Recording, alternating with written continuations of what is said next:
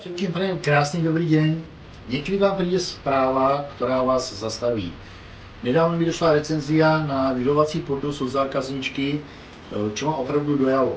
Někdo si sadol, dal si toľko roboty, že napísal krásný text, krásné slova a ocenil tak moju robotu.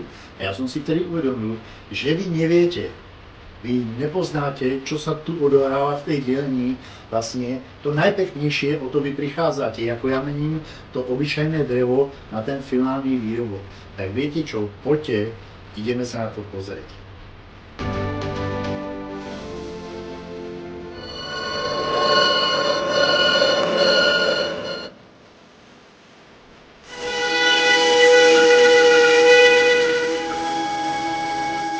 No a tu vidíte, už je z toho krásný podnos.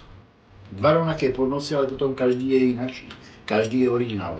Toto je podnos, ktorý vám bude robiť radosť 30-40 rokov. Toto je podnos, kde budete prezentovať svoju kuchyňu, svoju domácnosť a váš vkus. Takže na budúcom videu vám ukážem, prečo drevo a prečo nie plasty a nerez, pretože to drevo opravdu ničím nenahradíte.